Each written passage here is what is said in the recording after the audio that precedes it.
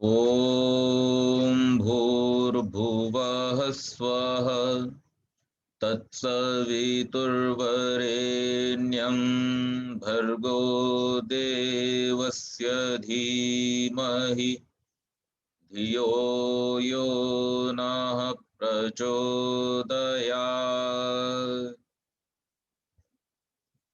सभी को पुनः एक बार नमस्ते। जैसा कि सोमवार को हमारा विषय था mindfulness, a step towards self realisation, और उसमें चर्चा करते समय बहुत सारी बातें हमारे सामने आई जिन्हें हम लोगों ने डिस्कस किया, और डिस्कस करने के बाद ये निर्णय लिया कि ह्यूमन इमोशंस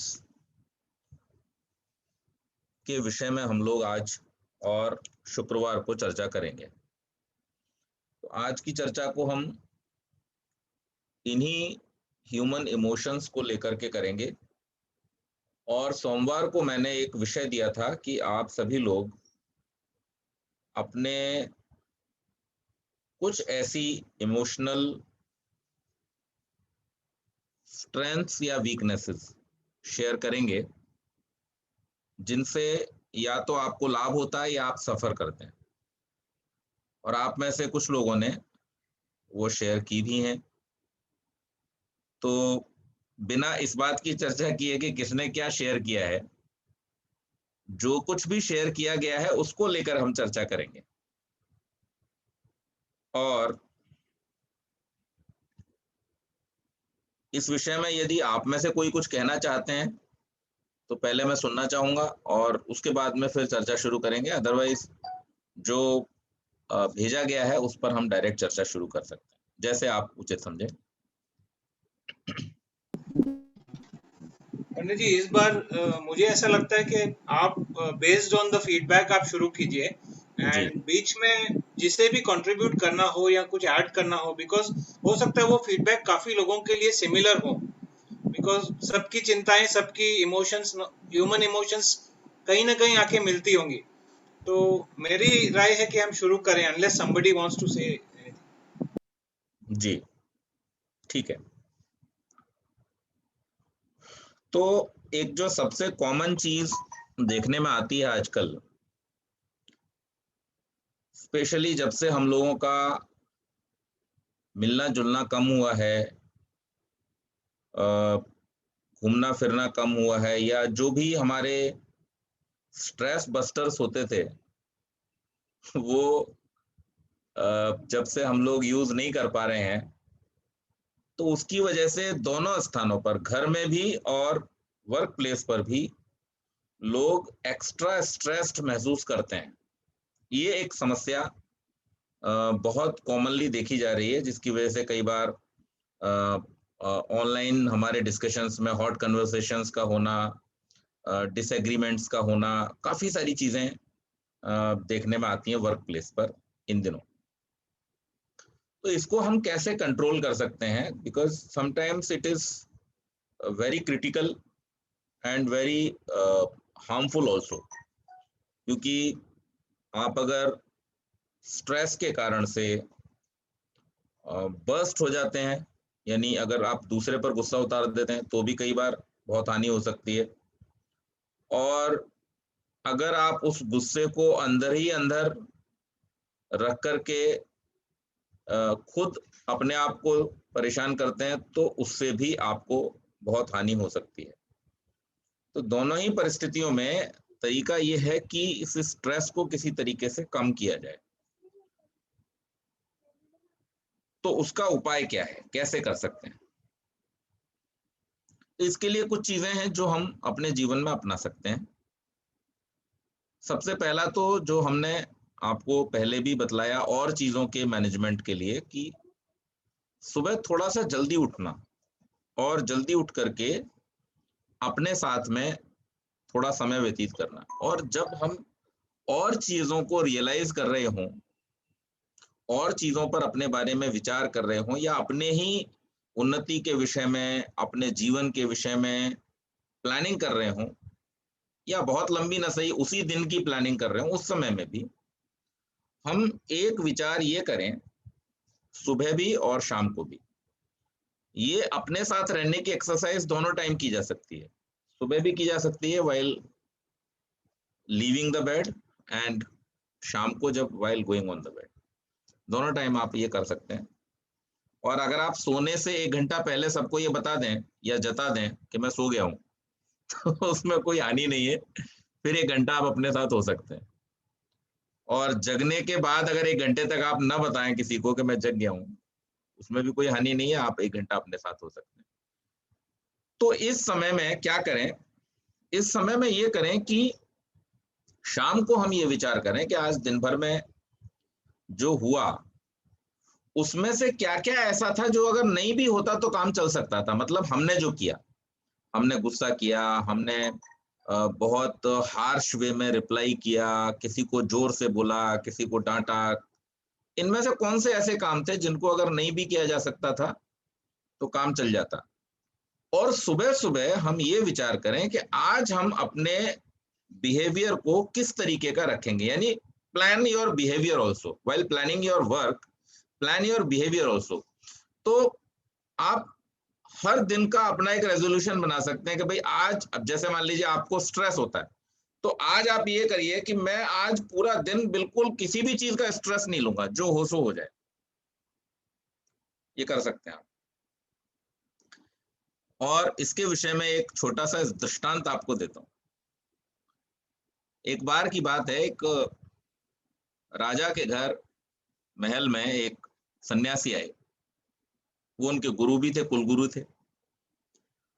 तो जब वो आए, तो उन्होंने देखा कि राजा कुछ परेशान है। अब उन्होंने राजा से पूछा भोजन आदि करने के बाद में, भाई मुझे लगता है तुम थोड़े परेशान हो, क्या बात है, मुझे कहो। बोले प्रभु क्या बताएं, बड़ी समस्या है, राज्य का कार्य संभालना बड़ा मुश्किल है कार्य है, और मुझे इतना अवसाद, इतनी परेशानी, इतना तनाव है कि मैं आपको बता नहीं सकता। बोले किस बात का तनाव, किस बात का अवसाद, किस बात की परेशानी? बोले बस अब ये बताइए, मेरी प्रजा है, उस प्रजा का ध्यान रखना है, उस प्रजा के लिए सब चीजों की व्यवस्था करनी है, उस प्रजा के लिए कोई आपत्ति ना आ जाए इसकी व्यवस्था करनी है। तो ये सारी चीजों की चिंता मुझे सताए रहती है, हर समय बड़ा परेशान रहता हूँ। तो बोले कि भाई इसका मेरे पास एक उपाय है। बोले क्या? बोले देखो, तुम्हारी सारी परेशानियों का कारण जो है वो तुम्हारा राज्य है, और ये राज्य ना हो तो तुम्हें कोई परेशानी भी नहीं होगी, फिर तो तुम साधारण प्रजा की तरह हो जाओगे। बोले हाँ महाराज। तो बोले एक काम करो, ये राज्य अपना मुझे दे दो। तो उसने तुरंत हाथ जोड़े, बोले आपने तो मेरा सारा संकट ही दूर कर दिया। मेरा राज्य लेकर के आपने तो मेरी सारी चिंताओं से मुझे मुक्त कर दिया, सारा स्ट्रेस, सारा तनाव, सारी परेशानी खत्म हो गई। बोले हो गई? बोले हाँ बिल्कुल हो गई। बोले अब एक काम करो, अब मेरे राज्य को तुम चलाओ, क्योंकि तुमसे बढ़िया मैनेजर मुझे नहीं मिलेगा। आप समझ गए बात को? तो जो पॉजेसिवनेस है, मैं, मेरा, मैं ही सब कुछ कर रहा हूं, मेरे ही करने से हो रहा है, this is the problem. So to come out of stress, the best way is to leave this thing, this thinking. ये मेरा है, ये मैं ही कर रहा हूं। ऐसा जब हम समझने लग जाते हैं, तब फिर हमारे ऊपर बहुत ज्यादा, आप लोगों ने एक शायद फिल्म देखी होगी, मैंने भी देखी एक बार, वो अमिताभ बच्चन और सलमान खान की एक फिल्म है, गॉड तुसी ग्रेट हो। और उसमें ये दिखाया गया है कि सलमान खान जो कैरेक्टर है, उसने भगवान से ये प्रार्थना की कि आप ठीक तरह से नहीं चला पा रहे हैं दुनिया को, तो थोड़े दिन के लिए आपको मैं दिखाता हूं कि दुनिया कैसे चलाई जाती है। And then consequences whatever problems he faced, and फिर दुनिया का जो हाल हुआ। तो कहने का मतलब ये है कि हम लोग जब ये समझने लग जाते हैं, कहीं पर भी हमारे दिमाग में जब ये बात आने लगती है कि what is being done, it's because of us. हम हैं जो कर रहे हैं, हमारे करने से सब कुछ हो रहा है, और हम अगर नहीं करेंगे तो नहीं होगा। तो तब हमारा स्ट्रेस बढ़ना शुरू हो जाता है। सो you select one day for each of your problem. So if you are working for 6 days, you can resolve your 6 problems. And if you are working for 5 days, you can resolve your 5 problems. And 2 days will be problem free. उस दिन आपको ना problem सोचना है, ना problem को resolve करना है। तो 5 दिन के लिए आप 5 रेजोल्यूशन बनाए कि आज मेरे को स्ट्रेस नहीं लेना, आज मेरे को किसी पे गुस्सा नहीं करना, आज मेरे को किसी को फायर नहीं करना, आज मेरे को झूठ नहीं बोलना, आज मेरे को ये नहीं करना, वो नहीं करना। ये सब आपको करना पड़ेगा। दिस इज वन वे।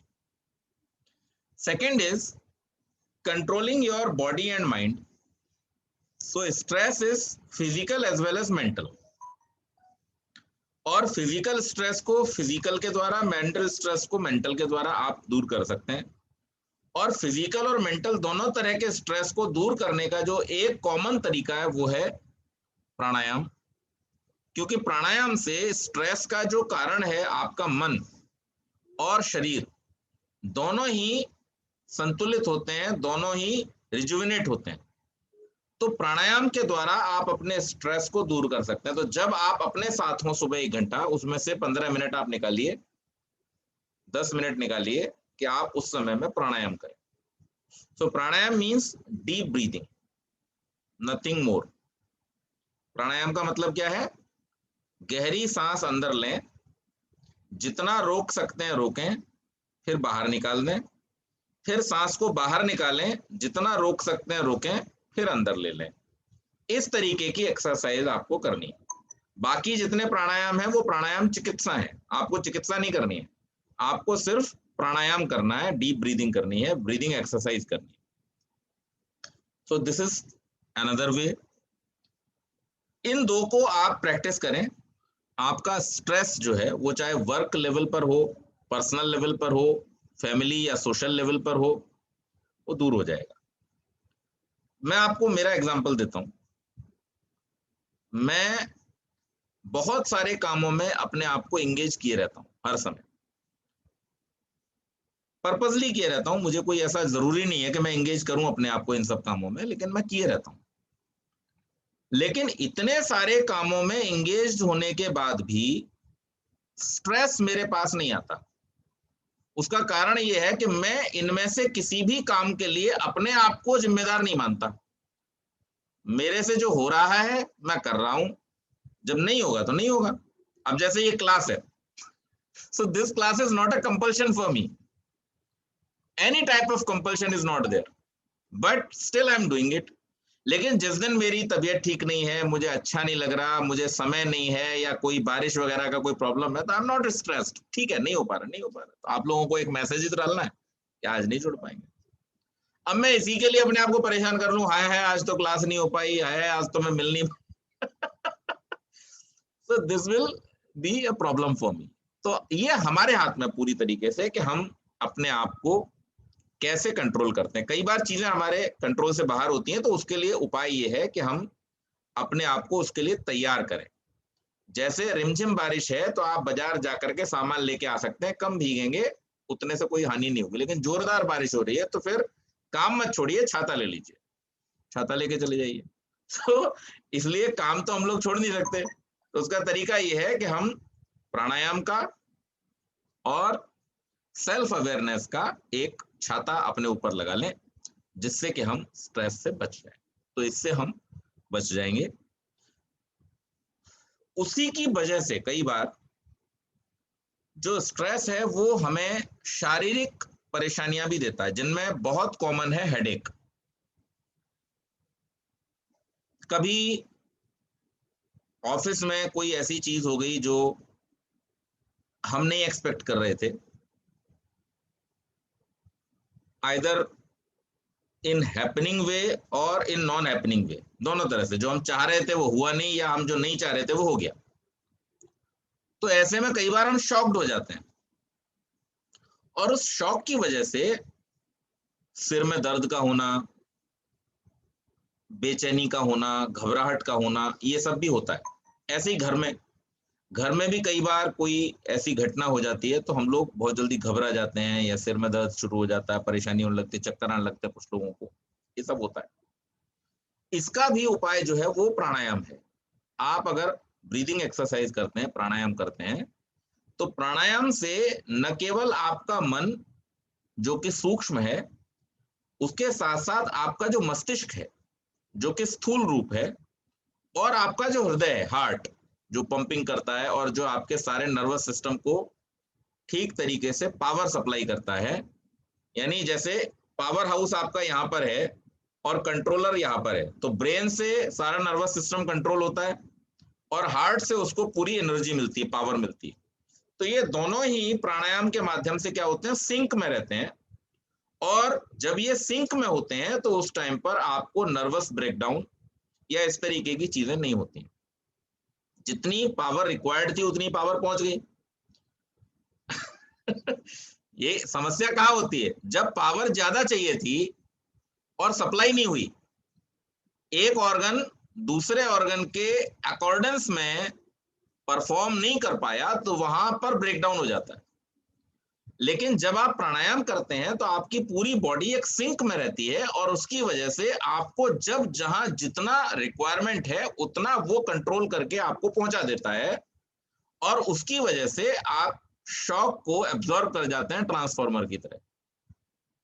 तो ये प्राणायाम से होगा, ये भी आप प्राणायाम के माध्यम से कर सकते हैं। और जो आप समय अपने साथ बिताएंगे उस समय में आपका जो मेंटल हेल्थ है, फिजिकल हेल्थ है, वो दोनों इंप्रूव होते हैं, बढ़ते हैं।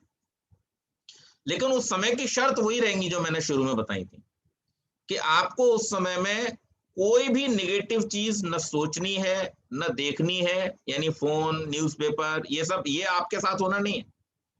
आपके साथ होने का मतलब है आपने केवल और केवल और केवल अपने बारे में ही उस समय सोचना है, अपने गुण और दोषों के बारे में और अपनी उन्नति के विषय में।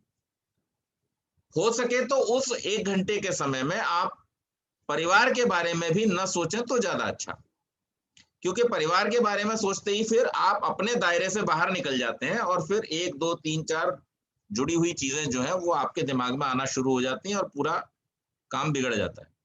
तो इसलिए उस समय में केवल आप अपने साथ हों, और अपने अलावा उस समय में कुछ और ना सोचें। वही आपको आपके नियर एंड डियर्स जो है उनके लिए भी आप अच्छा कर सकें, इसकी स्ट्रेंथ आपको देगा, इसके लिए आपको समझदारी देगा।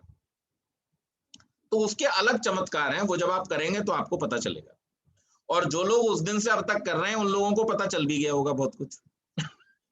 उसके जो लाभ होते हैं, बहुत लाभ होते हैं उसके। इसके बाद हमें कई बार भविष्य की चिंता सताती, अपना भविष्य, परिवार के लोगों का भविष्य, बच्चों का भविष्य। ये हमारे लिए एक बड़ा चिंता का विषय रहता है कि कैसे इसको हम हैंडल करें, क्या होगा।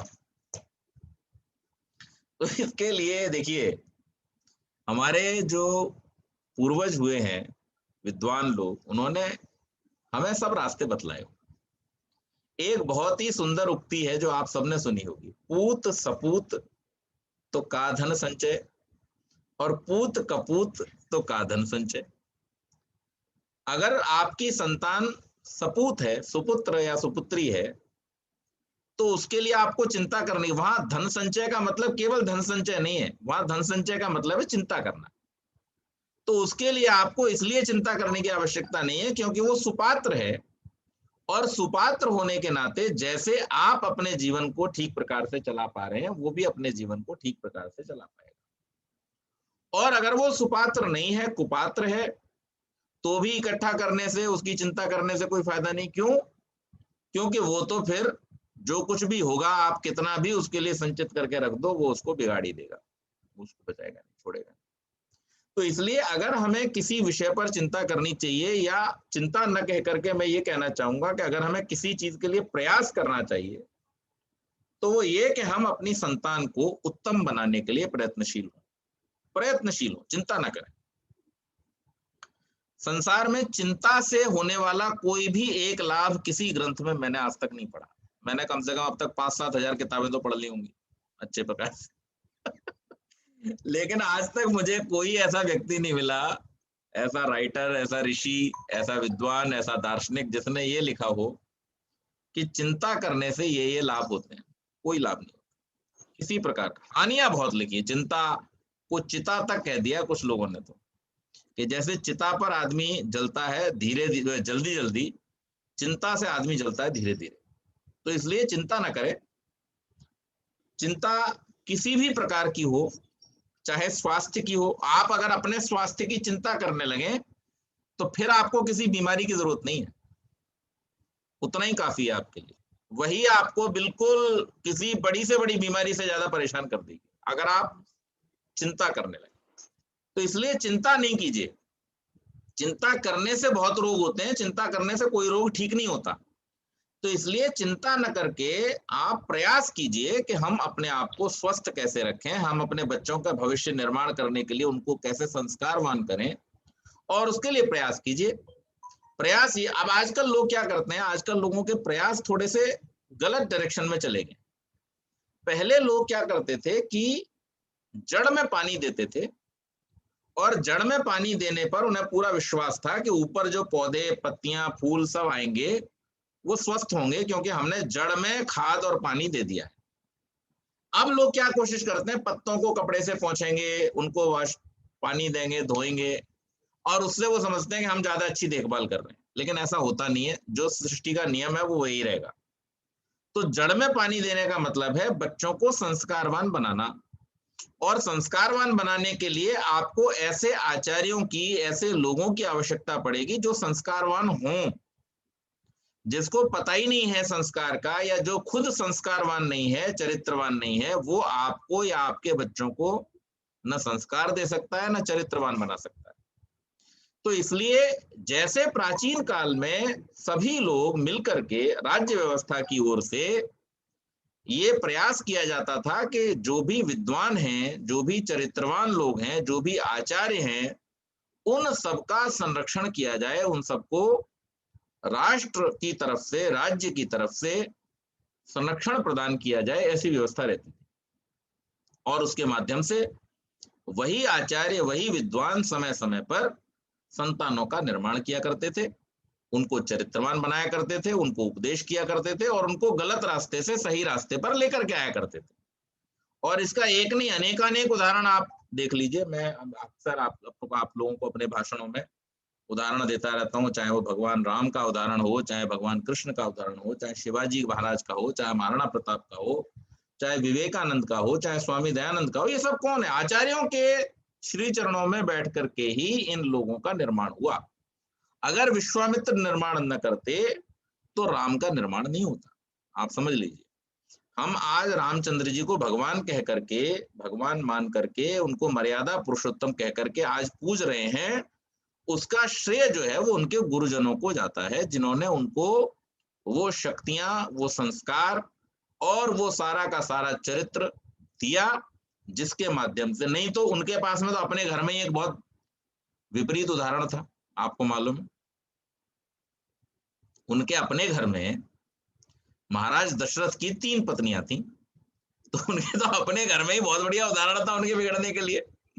लेकिन फिर भी वो ऐसे बने कि जिसमें आज लोग किसी बहुत चरित्रवान आदमी को, बहुत ही अपनी पत्नी को प्रेम करने वाले व्यक्ति को, या जिसे कहते हैं गृहस्थ का जो व्रत है निभाने वाले व्यक्ति को अगर लोग देखते हैं तो उसकी उपमा राम से देते हैं। क्यों देते हैं? क्योंकि उन्होंने अपने जीवन में उस व्रत का पालन किया।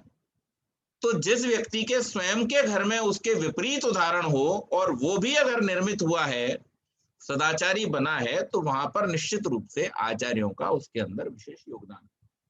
तो महाराज दशरथ ने एक काम बहुत बढ़िया किया हुआ था कि उन्होंने बढ़िया बढ़िया आचार्यों को अपने राज्य में संरक्षण दिया हुआ था। चाहे वो महाराज वशिष्ठ हो, चाहे वो महाराज विश्वामित्र हो, ये सब आचार्य उनके यहाँ, चाहे वो भारद्वाज ऋषि हो, ये सब आचार्य उनके यहाँ पर संरक्षण प्राप्त करते थे। तो उसका परिणाम ये हुआ कि, तो कहने का अभिप्राय ये कि चिंता करने की बजाय हम प्रयत्न करें कि किन चीजों के माध्यम से हम संतानों का भविष्य निर्मित कर सकते हैं। आज इस देश की परिस्थितियां बड़ी विचित्र होती जा रही हैं, बड़ी विकट होती जा रही है। खैर, उस टॉपिक को मैं यहाँ पारिवारिक चर्चा में नहीं रखूंगा। लेकिन इस प्रकार से हमें प्रयास करना चाहिए। इसके अलावा कई बार ये भी होता है कि अब जैसे आज की जो परिस्थिति चल रही है, जिसमें हम सभी अपने-अपने घरों में बैठे हुए हैं, ऑफिस जाना नहीं हो रहा, मिलना-जुलना नहीं हो रहा, रिश्तेदारों से मिलना नहीं हो रहा, शादी-ब्याह में जो सोशल गैदरिंग्स हुआ करती थी वो नहीं हो रही, पार्टी वगैरह नहीं हो रही।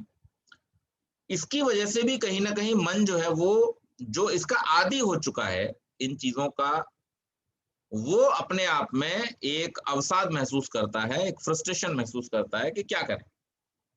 अब तो कुछ भी नहीं हो पा रहा। अच्छा, ये फ्रस्ट्रेशन उन्हीं को है जिनको उसका अभ्यास है। अब आप गाँव के आदमी को अगर आप पूछो, जो सुबह खेत में जाता था हल लेकर के और दोपहर दिन भर तक मेहनत करता था और शाम को लौट के आके सो जाता, उसके दिनचर्या में कोई चेंज नहीं आया। उसकी दिनचर्या आज भी वैसी चल रही है और इसीलिए वो मस्त है, उसको कोई प्रॉब्लम नहीं, उसको कोई फ्रस्ट्रेशन नहीं।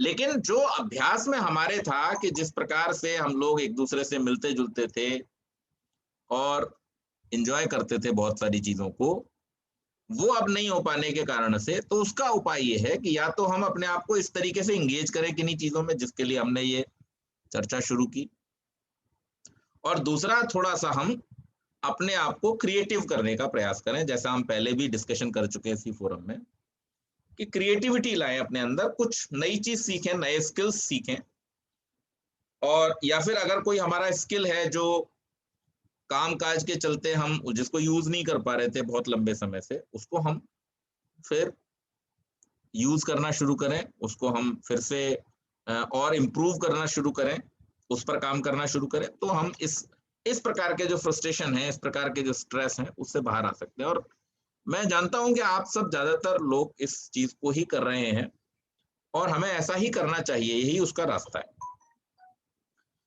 तो ये सारी चीज़ें हमें कंट्रोल करने के लिए इस तरह के उपायों को करना चाहिए। एक और समस्या होती है, कई बार जब ऐसा वातावरण होता है या फिर ऐसा वातावरण नहीं भी होता, तो भी कुछ लोगों के मन में एक अनजानी आशंका, इनसिक्योर फीलिंग घर कर लेती है।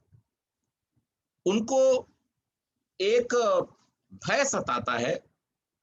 अगर उनसे ये पूछा जाए कि आपको किस चीज़ का भय है, तो शायद वो उसको एक्सप्लेन ना कर पाएँ कि ये किस चीज़ का भय है। लेकिन मन के अंदर एक फीलिंग है कि मुझे डर है, और वो डर हर समय बना रहता है अलग-अलग, अलग-अलग चीज़ों को लेकर के। तो किसी चीज़ का डर है ऐसा नहीं है, डर है और वो अपने आप को अलग-अलग चीज़ों से रिलेट कर लेता है। तो जब हमारे सामने जैसी परिस्थिति आती है, हम उसी में इनसिक्योर फील करने लगते हैं। कई बार तो ऐसी स्थिति भी देखी जाती है लोगों की, क्योंकि मैंने साइकोलॉजी की पढ़ाई भी की है और उसमें मैंने बहुत सारे केस स्टडीज़ किए हैं। कई बार ऐसा भी होता है कि अ, व्यक्ति को ऐसा फील होने लगता है कि जैसे वो अगर किसी छज्जे के नीचे बैठा है, शेड के नीचे, तो वो बार-बार ऐसे ऊपर देखेगा। उसको ये लगेगा कहीं ये छत तो गिर ना पड़े मेरे सिर पे। नारियल के पेड़ के नीचे बैठा है या किसी फलदार पेड़ के नीचे बैठा है, तो बार-बार ऐसे ऊपर उठ के देखेगा कि मेरे सिर पे गिर ना पड़े। ये एक इनसिक्योर फीलिंग, और इसी प्रकार की और बहुत सारी चीज़ों को लेकर के ये फीलिंग मन में आ जाती है। इसके 2 कारण हैं। एक है मानसिक और एक है शारीरिक। अब मानसिक कारण क्या है और शारीरिक कारण क्या है, वो हम समझें। मानसिक कारण है ये कि किसी एक विशेष घटना के कारण से मन के किसी स्थान में, किसी मेमोरी में, या जिसे हम चित्त कहते हैं, उस चित्त में कोई एक ऐसा संस्कार अंकित हो जाता है जो हमें बार-बार, बार-बार हर चीज से डरने की, जिस कहावत है ना, दूध का जला छाछ को भी फूंक फूंक कर पीता है। तो वो दूध से जला तो एक बार था, लेकिन वो जो जला था उसका संस्कार उसके चित्त में बैठ गया। अब वो कोई भी चीज वैसी अगर उसके सामने आती है तो उसे डरता है। तो ये चित्त में जो संस्कार अंकित हो गया उसके कारण। दूसरा, कई बार किसी दुर्घटना के कारण से, जैसे बचपन में किसी को चोट लग गई और अगर कोई बच्चा सिर के बल गिर पड़ा, तो हमारे ब्रेन में जो पिट्यूटरी ग्लैंड है, आपको मालूम है, वो बहुत तरह के हार्मोन्स का सीक्रेशन करती है। उन्हीं में एक हार्मोन है जो हमें खुशी, दुख और भय का अनुभव कराता है, और उसके कई बार डिस्टर्ब हो जाने से या उसमें किसी प्रकार का जिसे कहना चाहिए कि चोट लग जाने के कारण से भी कई बार ऐसा होता है कि हमें इस तरीके की, तो जो मैंने बताया आपको कि छत देख के डर जाना, ये करके डर जाना, ये कई बार इसकी वजह से होता है। तो इसके लिए हमें क्या करना चाहिए? इसका उपाय ये है कि हम भ्रामरी प्राणायाम करें। भ्रामरी प्राणायाम आप सब जानते हैं। भ्रामरी प्राणायाम अगर आप करेंगे तो आपकी जो इनसिक्योर फीलिंग्स हैं वो खत्म हो जाएंगी, अगर वो मानसिक कारण से हैं तो भी, और अगर वो शारीरिक कारण से हैं तो भी। तो भ्रामरी प्राणायाम करने का सबसे बढ़िया तरीका है आप ओम का उच्चारण करें। तो ओम का उच्चारण किस प्रकार से करेंगे?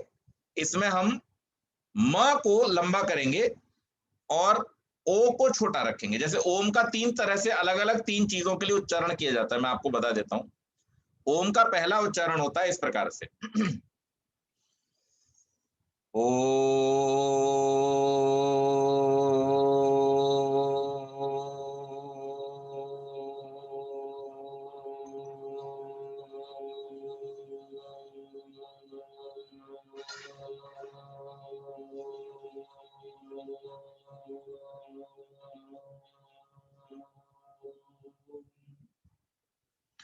तो आपने इसमें क्या किया? आपने पूरी श्वास ओ पर निकाली। ये किन के लिए है? जिनको घबराहट होती है। तो घबराहट होने के लिए उपाय ये है कि आप अपने जो उदर का भाग है उसमें आप ओम का उच्चारण करें। तो बंद करते टाइम तो अपने आप माँ तो उतना निकल ही जाएगा, क्योंकि वो एक नेचुरल प्रोसेस है। तो ओम आपका पूरा होगा, लेकिन आपने पूरा फोकस किस पे करना है? ओ पर करना है। दूसरी प्रक्रिया है कि जिन लोगों को घबराहट भी होती है, सिर में दर्द की भी समस्या है, दोनों प्रकार की जिनको समस्या है, उनके लिए उपाय है इस प्रकार से। सीधे बैठ जाएं बिल्कुल, और सीधे बैठ करके श्वास गहरा भर लें अंदर। ओ।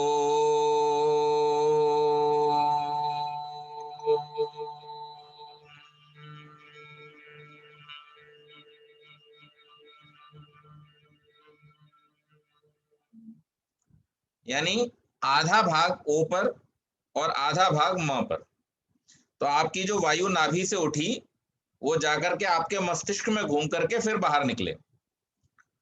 और तीसरा जो ये समस्या है, इनसिक्योरिटी फीलिंग वाली, घबराहट वाली, परेशानी वाली, किसी चीज से डर वाली, फियर वाली, तो इसके लिए हमें क्या करना है?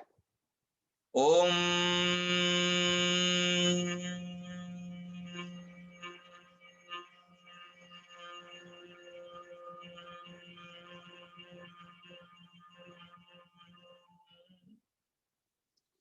तो इसमें ओ छोटा सा और पूरा जो लेंथ है वो म पर रहेगी। ये 5 मिनट आपको रोज करना है। शौच आदि से निवृत्त होकर के खाली पेट 5 से 7 मिनट आप इसको कीजिए, तो फिर आपको इसका लाभ पता चलेगा, और आपका जो स्ट्रेस है, फियर है, एंजाइटी है, डिप्रेशन है, इनसिक्योर फीलिंग्स हैं, घबराहट है, ये सब दूर हो जाएंगे। अगर आप ज्यादा लाभ चाहते हैं तो तीनों तरह का 5-5 मिनट कर लीजिए। तो अधिक से अधिकम फलम, इसमें हानि कुछ नहीं है, लाभ ही लाभ है। तो 15 मिनट अगर आप निकाल सकते हैं उसी वाले 15 मिनट में से, जो 1 घंटा आपने निकालना है ना सुबह और शाम, उसी 1 घंटे में से 15 मिनट इसके लिए निकाल दीजिए, तो आपका सब काम बढ़िया तरीके से हो जाएगा। उसमें आपको किसी प्रकार की कोई मेडिसिन और ये सब लेने की आवश्यकता नहीं पड़ेगी। तो एक तो ये, दूसरा एक समस्या आई जो कि थोड़ी सी अनकॉमन है, बहुत ज्यादा कॉमन नहीं है, कम लोगों में मिलती है लेकिन मिलती है, क्योंकि मैं बहुत सारे लोगों से मिलता हूं इसलिए मुझे मालूम है कि ये समस्या भी आती है कि हम छोटी सी गलती करके भी अपने आप में अपराध बोध को महसूस करते रहते हैं कि हाय मैंने तो बहुत बड़ी गलती कर दी, मेरे से ये क्या हो गया, मैंने ये क्या कर दिया, मुझसे मुझे ऐसा नहीं करना, जो बहुत लंबे समय तक उसको हम खींचते चले जाते हैं, तानते चले जाते हैं। तो उसका उपाय भी यही है कि हम एक तो सुबह शाम ये विचार करें कि क्या किया जाना चाहिए था, क्या नहीं किया जाना चाहिए था, किन चीजों को करके अवॉइड करके भी काम चल सकता था। एक तो हम ये करके अपने आप को, अपने व्यवहार को ऑर्गेनाइज करें। और दूसरी चीज जो हो गया है उसका पश्चाताप करने की बजाय प्रायश्चित करें। अब पश्चाताप और प्रायश्चित में फर्क है। पश्चाताप तो यह था कि आज मुझसे गलती हुई, मैंने गलती का रोना रो लिया और उसके बाद फिर कल वही गलती कर ली, फिर परसों वही गलती कर ली, और उसके बदले में अपने आप को कोसना था जितना जी भर के, वो कोस भी लिया। ऐसा करने की बजाय अच्छी प्रक्रिया ये है कि जो हमसे गलती हो गई उसका हम प्रायश्चित कर दें। प्रायश्चित मतलब कि अब हम ये गलती दोबारा नहीं करेंगे, ये हो गया प्रायश्चित। अब हम इस गलती को सुधार देंगे, ये हो गया प्रायश्चित। तो इसलिए हमें क्या करना है कि गलती पर पछताना नहीं है, गलती को सुधारना है। क्योंकि गलती नहीं होगी ऐसा नहीं है, हर मनुष्य से, कोई भी संसार का ऐसा मनुष्य नहीं है, कोई भी, जिससे गलती न होती हो। गलती छोटों से भी होती है, गलती बड़ों से भी होती है, गलती बूढ़ों से भी होती है, सबसे होती है। लेकिन अच्छी बात यह होती है कि आप अपनी गलती से सीख जाएं और उसको दोहराएं नहीं, उसको समाप्त करने के लिए प्रयत्न करें। तो ऐसा करने से क्या होगा, एक तो आपका जो गिल्ट फीलिंग है वो कम हो जाएगा, और दूसरा उस फीलिंग के कम हो जाने से आप जो पॉजिटिव साइड है उस पॉजिटिव साइड में, यानी उस गलती को न दोहराने की साइड में आप आगे बढ़ेंगे। गिल्ट से क्या होता है, गिल्ट से वही होता है जो चिंता से होता है, कोई इंप्रूवमेंट नहीं होता, बल्कि आपकी परेशानियां बढ़ती जाती हैं। यानी एक गलती तो आपने की, अब एक गलती हो गई, उसकी घबराहट में, उसकी गिल्ट फीलिंग में आप दूसरी करते हो, फिर तीसरी करते हो, और आप परेशान होते चले जाते हो। तो अपनी परेशानी से निकलने का उपाय यह है कि हम वरी फ्री होकर के, चिंता मुक्त होकर के सुधार का उपाय करें। गलती हो गई, हो गई, क्या करें, उसको सुधारें, उसके लिए बहुत ज्यादा पछताएं नहीं। बीते दुख याद न कर, दुख को दुख रहने दे, दुख का अनुवाद न कर। डोंट ट्रांसलेट इट कि ये क्यों हुआ, कैसे हुआ, क्या कारण था, ऐसा क्यों था, वैसा क्यों था, नहीं करते तो ये हो जाता, वो हो जाता। When we start describing things ना, तो उसमें फिर दिक्कत होती है।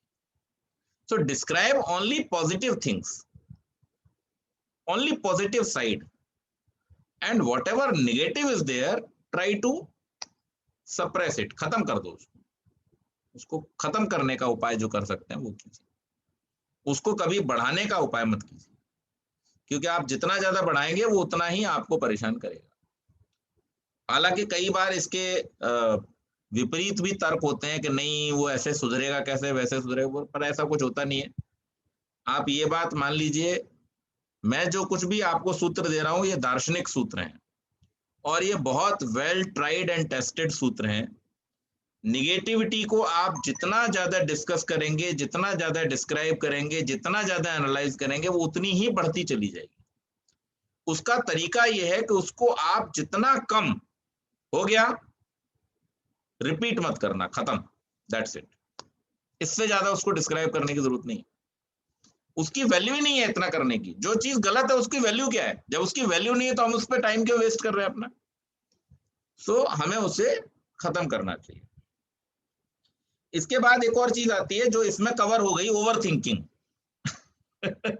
तो ओवर थिंकिंग का ही परिणाम कई बार ये इस तरीके की चीजें हो जाती हैं कि उसी की वजह से हम गिल्ट फील करते हैं, उसी की वजह से हम फियर फील करते हैं, उसी की वजह से हम स्ट्रेस्ड फील करते हैं। तो don't think much, do much.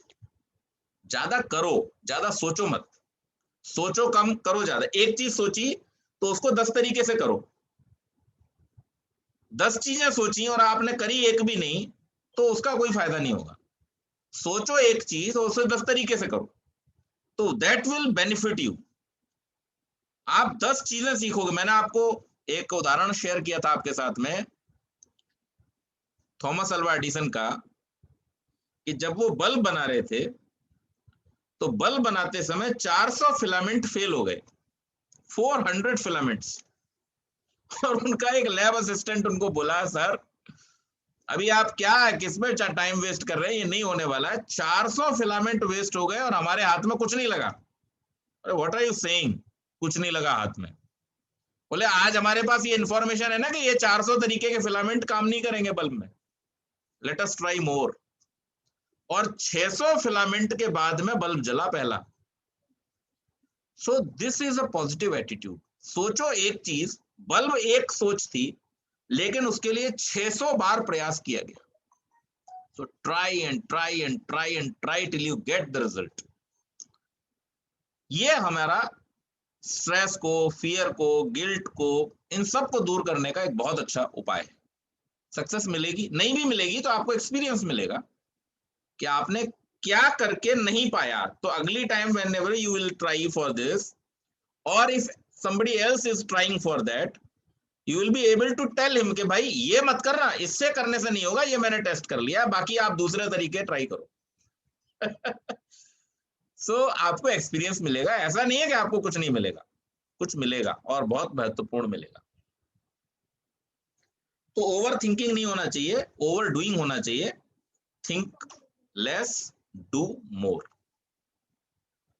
तो इससे आपका फियर भी दूर हो जाएगा। एक और समस्या, वो बड़ी अनोखी समस्या आई कि too much caring for others. दूसरों की इतनी चिंता करना, इतना ख्याल रखना कि खुद को बीमार कर लेना।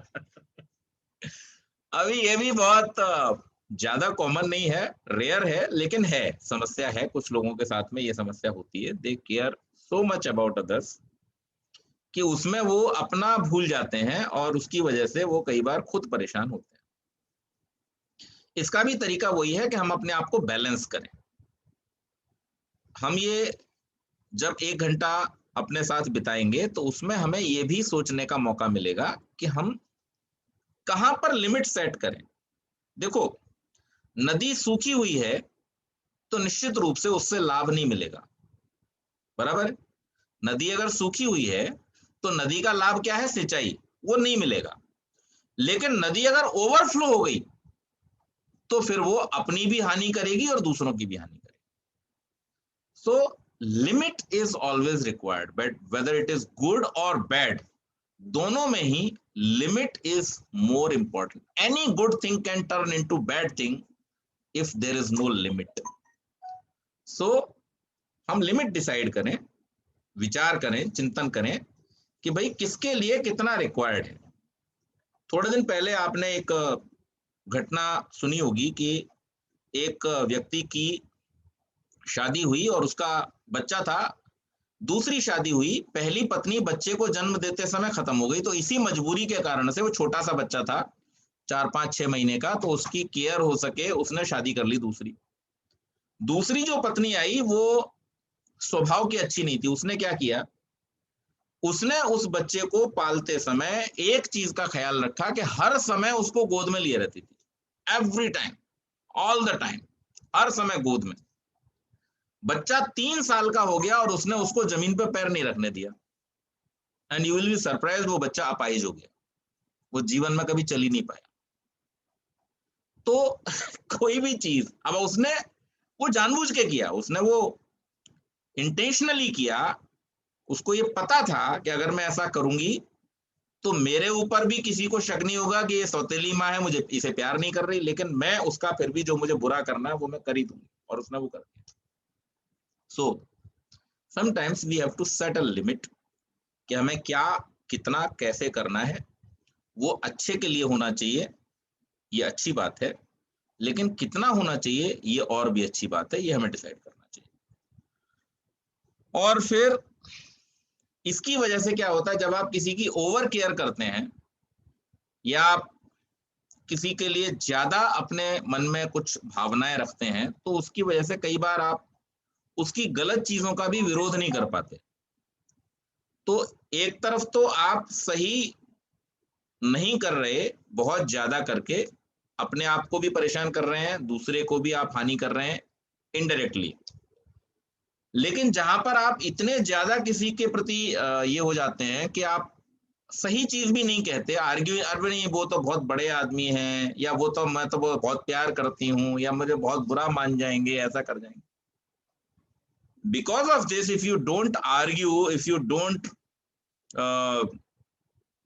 डिफेंड, और इफ यू डोंट अपोज, कई बार ये चीजें गलत तरीके से या गलत रास्ते पर चली जाती हैं। So wherever you find anything happening wrong, you take a stand और उसको आप अपोज कीजिए। बुरा होने से अच्छा है कोई बुरा मान जाए, कम से कम उसका बुरा नहीं होगा ना। अगर आपने बुरा मान न जाए इसके लिए बुरा होने दिया, तो you will feel more guilty and you will be more guilty.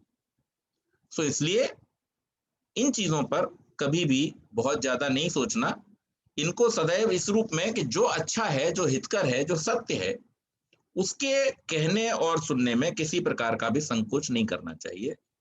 और इस बात का भी विचार नहीं करना चाहिए कि सामने कौन है। जो गलती कर रहा है और जो गलती से बचा रहा है, वो दो लोग अगर हैं तो उनमें से हमेशा जो गलती से बचा रहा है वही बड़ा कहलाएगा। वो चाहे आपके पिता को आप गलती करने से रोक रहे हो, आपकी माताजी को आप गलती करने से रोक रहे हो, आपके पति को आप गलती करने से रोक रहे हो, आपकी संतान को आप गलती करने से रोक रहे हो, आपके बॉस को आप गलती करने से रोक रहे हो, आपके मित्र या आपके सबॉर्डिनेट को आप गलती करने से रोक रहे हो। हर परिस्थिति में जो गलती कर रहा है उससे गलती करने से रोकने वाला ही बड़ा होगा। तो उस समय आपके दिमाग में यही बात होनी चाहिए कि this is the point where I can see the whole picture and he is not able to see the whole picture or the consequences, so it's my duty to stop him, right? ये आपको मन में विचार रखना चाहिए। तो इससे आपको कोई ये भी फीलिंग नहीं आएगी कि मैंने क्यों ऐसा कह दिया, बुरा मान जाएगा, ऐसा मानने दीजिए, बुरा कोई फर्क नहीं पड़ता, उसका बुरा होने से तो बच गया ना। इसके बाद एक और चीज आती है कि कई बार हम लोगों के साथ में बहुत ज्यादा अटैच हो जाते हैं। तो there are two things, one is love, प्रेम, and one is attachment. Attachment will always be a kind of or a source of or a reason for pain and hurt।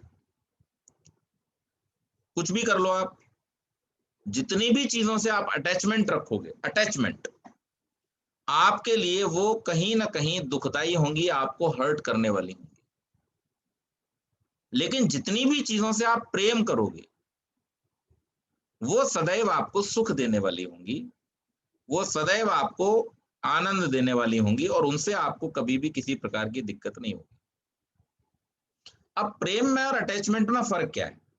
तो जो मैंने अभी आपको बताया, अटैचमेंट का मतलब है कि मैं मेंटली किसी से इतना अटैच हूं कि उसकी गलत बात को भी मैं सही मान रहा हूं और फिर मैं उसको रोक ही नहीं रहा हूं करने के लिए। And then one final day वो गलती जो है वो अपना रंग दिखाती है और फिर मैं परेशान होता हूं, वो भी परेशान होता है। प्रेम क्या है? प्रेम में कल्याण छुपा हुआ है। डांट भी प्यार का ही एक हिस्सा है। एक एग्जांपल देता हूं।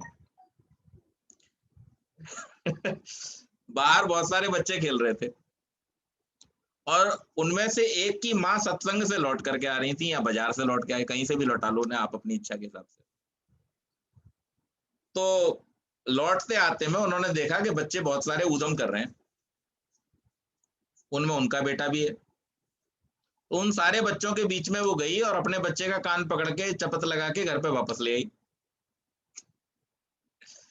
तो बच्चे ने, स्वाभाविक है, माँ से पूछा कि इतने सारे बच्चे ऊधम कर रहे थे, मैं तो उतना ऊधम कर भी नहीं रहा था, मुझसे ज्यादा भी बदतमीजी कर रहे थे बच्चे वहां पे, आपने मुझे क्यों मारा?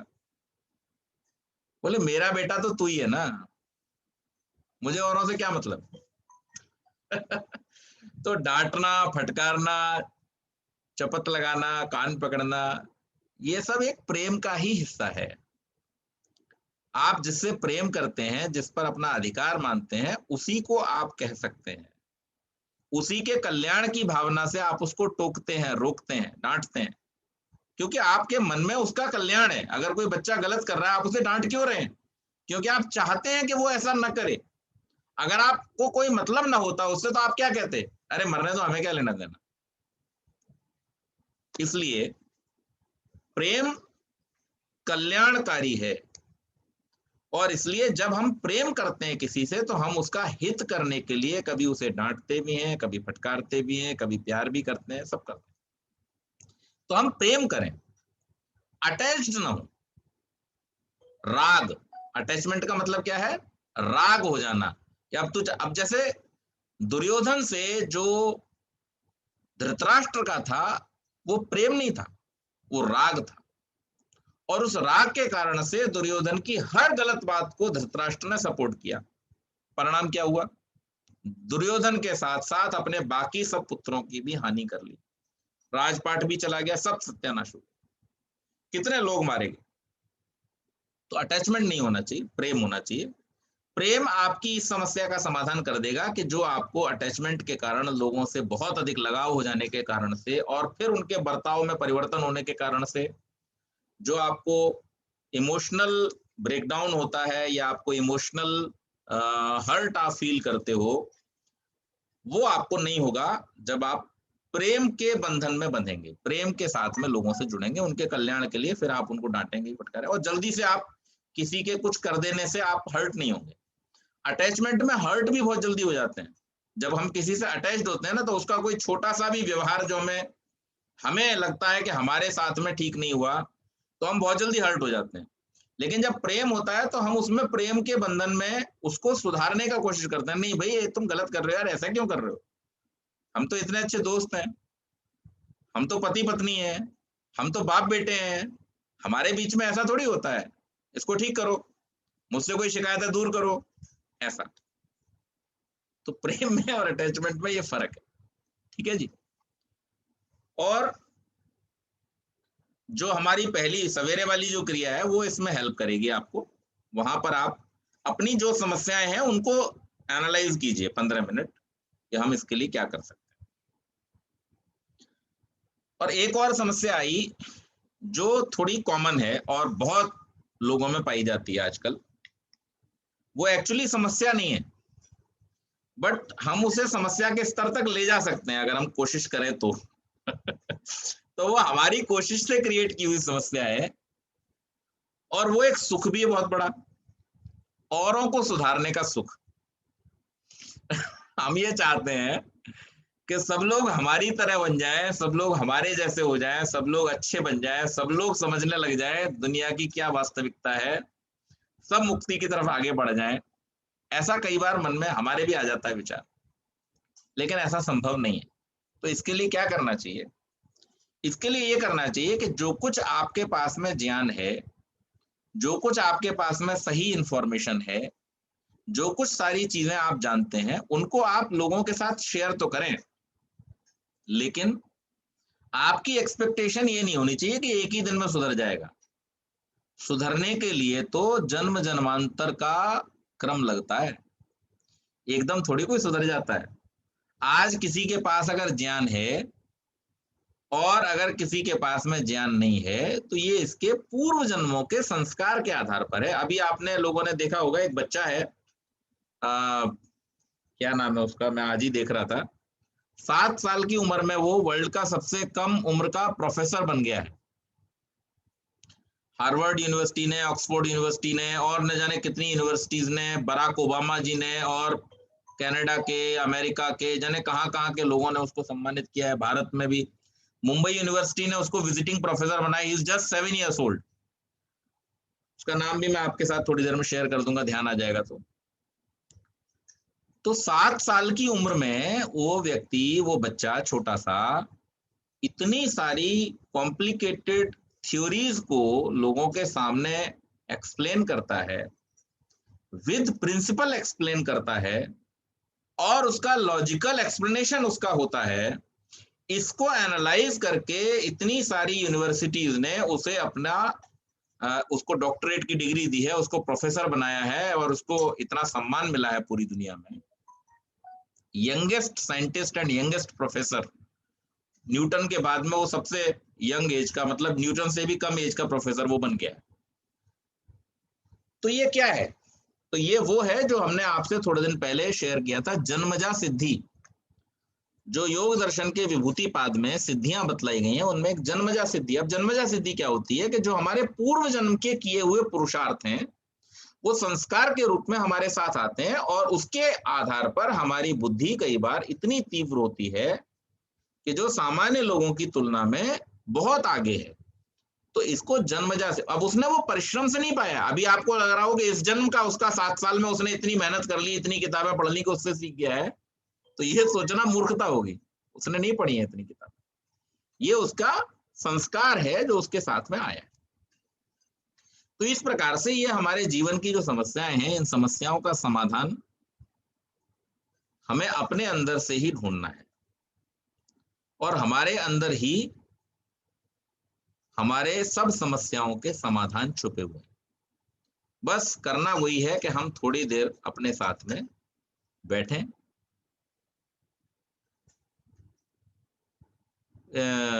डॉक्टर कुंवर बेचैन की एक पंक्ति है, एक कविता है पूरी, उसकी 2 पंक्तियां हैं और मुझे बड़ी पसंद है वो, कि हर समस्या में समस्या के छुपे सब हल मिले, जैसे टेढ़ी मेढ़ी शाखों पर रसीले फल मिले। तो अगर आपको रसीले फल चाहिए तो आपको थोड़ा सा टेढ़ी मेढ़ी शाखों पर जाना पड़ेगा। इसी प्रकार से हमारी समस्याओं के हल भी जो है वो हम समस्याओं में ही ढूंढ सकते हैं। समस्या जहां से शुरू हुई है वहीं पर उसका समाधान भी छुपा हुआ है। हर समस्या हमारे मन के कारण से, जितनी भी इमोशनल प्रॉब्लम्स हैं, और ऐसा एक वैज्ञानिक मनोवैज्ञानिक अनुसंधान है, रिसर्च है, पब्लिश्ड रिसर्च है, कि हमारी जो 75% समस्याएं हैं वो हमारे इमोशंस के कारण से ही होती हैं, पॉजिटिव और नेगेटिव। तो इसलिए हम अपने इमोशंस को कंट्रोल करके और इमोशंस के लिए अपने मन को कंट्रोल करके इन समस्याओं पर विजय प्राप्त कर सकते हैं, इनका समाधान पा सकते हैं। हमें सिर्फ प्रयास ये करना है कि प्राणायाम के द्वारा, और प्राणायाम से पहले की जो 3 प्रक्रियाएं हैं, यम, नियम, आसन, इनके माध्यम से हम अपने शरीर को, मन को, शरीर की एक्टिविटीज को कंट्रोल करने के लिए प्रयत्नशील हों। थोड़ा सा पुरुषार्थ तो करना पड़ेगा। हम लोगों ने ये सत्र जब हमारे शुरू हुए थे, तब हमने पहले दूसरे सत्र में इस विषय पर चर्चा की थी कि there is no substitute to hard work. हर चीज का फल आपको परिश्रम के माध्यम से ही मिलेगा। तो अगर आप अपनी उन्नति चाहते हैं तो अपने साथ में थोड़ा वक्त भी दीजिए, थोड़ा परिश्रम भी कीजिए, तो निश्चित रूप से आपको इसका लाभ मिलेगा। With a small line from Shiv Khera, great people don't do different things, they do things differently. हम वो डिफरेंट रास्ता चुने चीजों को हल करने का, उससे हम निश्चित रूप से समस्याओं का समाधान पा सकते हैं। तो ये थोड़ी सी समस्याएं आज जो मेरे पास आई थी, उनको हमने डिस्कस किया। आशा है आप लोगों को समाधान मिला होगा, और इस पर जब आप प्रयोग करेंगे, इम्प्लीमेंट करेंगे, तो आपको निश्चित रूप से उसका लाभ मिलेगा। आगे जो भी चीजें आएंगी, शुक्रवार के लिए हमारा एक सेशन और इसी विषय पर होगा। तो जिन लोगों ने अभी नहीं शेयर किया है, या जिनको लगता है कुछ और था जो शेयर करना रह गया है, वो लोग मेरे साथ मेरे पर्सनल नंबर पर शेयर कर सकते हैं। जो लोग साथी हमारे फेसबुक पर जुड़े हुए हैं, उनके पास भी मेरा नंबर है। अगर इस तरह की कोई इमोशनल चैलेंज से, इमोशनल समस्या से आप लोग अगर ग्रस्त हैं, तो आप मुझे मेरे व्हाट्सएप पर भेज सकते हैं। हम लोग उसका समाधान करने का प्रयास करेंगे। शुक्रवार को 8 बजे फिर से हम लोग मिलेंगे। यदि अभी कोई प्रश्न है तो आप लोग पूछ सकते हैं। बहुत बहुत धन्यवाद। बहुत बहुत बढ़िया और बहुत ही प्रैक्टिकल सजेशंस जो I am sure we all can implement. Pandit ji, एक आपने अटैचमेंट की जो बात कही, उसके ऊपर मुझे एक था कि moving from attachment to detachment. तो बेसिकली अटैचमेंट्स में हम सब पड़े हुए हैं, बट मैंने देखा है कि आजकल की यंग पीढ़ी में it's more towards materialistic attachment. तो एक है कि दूसरों के प्रति अटैचमेंट, एंड दूसरी जो ये मटीरियलिस्टिक, जो ये भी चाहिए वो भी चाहिए, उससे भी अटैच होना है। तो is in that more dangerous than the other attachment? Can you please comment? Very much because see, आप अगर किसी व्यक्ति के साथ अटैच होते हैं, तो चूंकि वहां पर रिस्पॉन्स है, और रिस्पॉन्स के अंतर्गत आपका जो ज्यादातर अटैचमेंट होता है वो आपके नियर एंड डियर वन से ही होता है, लव्ड वन से ही होता है। तो देयर इज अ पॉसिबिलिटी कि जो चीजें आपके ध्यान में नहीं आ रही हैं, कई बार आप जिसके साथ अटैच्ड हैं वो आपके ध्यान में ला सकता है, उसको समझा सकता है। जैसे तुलसीदास जी के साथ में हुआ, कालिदास जी के साथ में हुआ। He was very much attached to his wife, लेकिन एक टाइम आया जब उनकी पत्नी ने ये फील किया कि ये अटैचमेंट कुछ ज्यादा ही हो रहा है, वो अपने सही उद्देश्य से ही भटक गए हैं। तो फिर उन्होंने उनको रियलाइज कराया कि नहीं, दिस इज रॉन्ग और आपको ऐसा नहीं करना चाहिए। उसका परिणाम फिर क्या हुआ कि जब विद्योत्तमा ने कराया तो कालिदास तैयार हुए, जब रत्नावली ने कराया तो तुलसीदास तैयार हुए। So sometimes it is having good effects, and sometimes there is a possibility that your partner or the person whom you are attached with gets you on the right path, but in material things it's not possible। तो उसके लिए फिर श्री कृष्ण वाला रास्ता, जो विनाश का रास्ता है, जो उन्होंने बतलाया है कि ध्यायतो विषयान पुंसः संगस्तेषुपजायते, संगात संजायते कामः, कामात् क्रोधो विजायते, क्रोधात भवति सम्मोह, सम्मोहात स्मृति विभ्रम, स्मृति भ्रंशात बुद्धिनाश, बुद्धिनाशात प्रणश्यति। तो वहां उन्होंने कहीं पर कोई भी ऐसी जगह बताई नहीं है कि जहां पर आप बैक कर सकते हैं, आप वहां उसमें फंसते ही चले जाएंगे। जितने जितने मटेरियलिस्टिक वर्ल्ड में या जितनी जितनी मटेरियल अटैचमेंट में आप जाएंगे, आप उसमें से बाहर निकलने का आपको कोई रास्ता है ही नहीं, कोई बताने वाला है ही नहीं आपको, वहां पे कोई गाइड करने वाला है ही नहीं। वो तो आपको चीजें अपनी तरफ अट्रैक्ट करती जाएंगी और ज्यादा अट्रैक्ट करेंगी, और जितनी जितनी आप पाते जाओगे उतना ही और ज्यादा पाने की इच्छा आपके मन में होगी। Then it will create frustration, then anger, anxiety, and then total loss. So ये ज्यादा खतरनाक है। और आज हमारी समस्या यही है कि हमारी जो पीढ़ी है वो रिश्तों से भी ज्यादा महत्व देने लगी है वस्तुओं को। तो इसलिए आवश्यक ये है कि हम एक बैलेंस क्रिएट करें। विद्याम च अविद्याम च यस्तद वेदो भयम सा।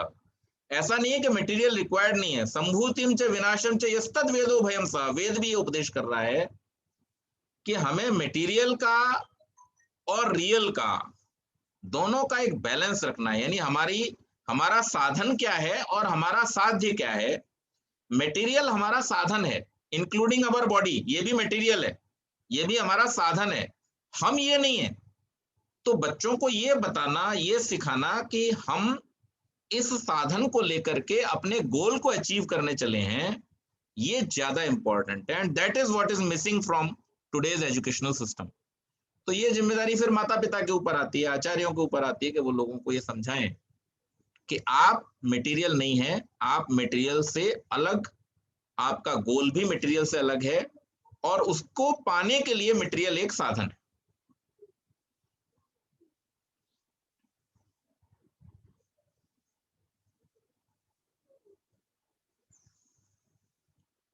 हाँ जी, और कोई प्रश्न है पूछ सकते हैं आप लोग।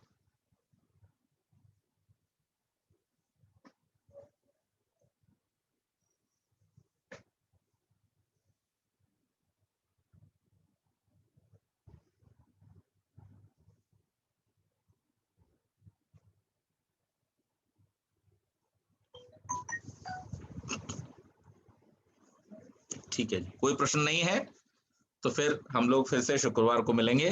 तब तक के लिए अपना ध्यान रखिए। नमस्ते, बहुत बहुत धन्यवाद।